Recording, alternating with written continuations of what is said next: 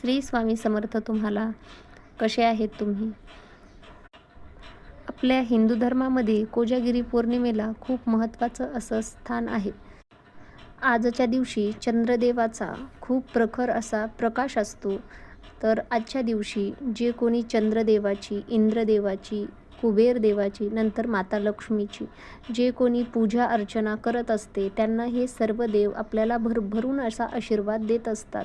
तर यासाठीच आपण लक्ष्मी मातेची इथे पूजा अर्चना करणार आहोत. आजच्या दिवशी लक्ष्मी माता समुद्र मंथनातून बाहेर आलेली होती आणि ती आजच्या दिवशी पृथ्वीवर फिरण्यासाठी येत असते.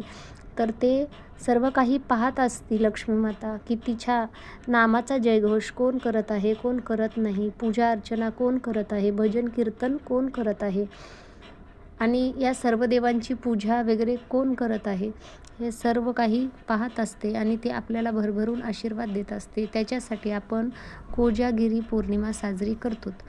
तर कोजागिरी नावाचा अर्थच असा आहे, कोण जागृत आहे. आजच्या दिवशी माता लक्ष्मीला दुधाचा नैवेद्य दाखवला जातो. काजू, बदाम, पिस्ता सर्व काही घालून केशरयुक्त दूध माता लक्ष्मीला दिले जाते.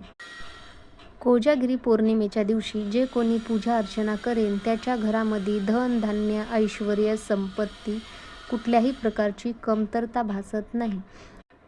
घरातल्या कटकटी किंवा भांडण तंटे दूर करण्यास मदत करते. कुबेर देवाची आपल्यावर कृपा दृष्टी होते. सोनं, चांदी, धनधान्य कुठल्याही प्रकारची कमतरता होत नाही. प्रत्येकजण पूजा अर्चना करत असतो. तर बघा, आम्ही पूजा अशी केली आहे.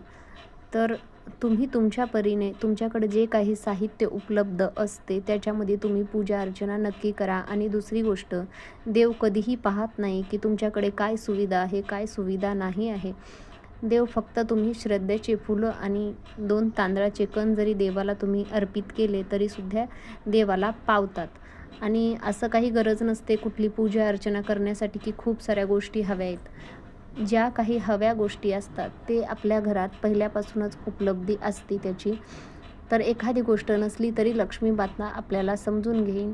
आशा आहे की लक्ष्मी माता या पूजेमुळे प्रसन्न झाली असेल.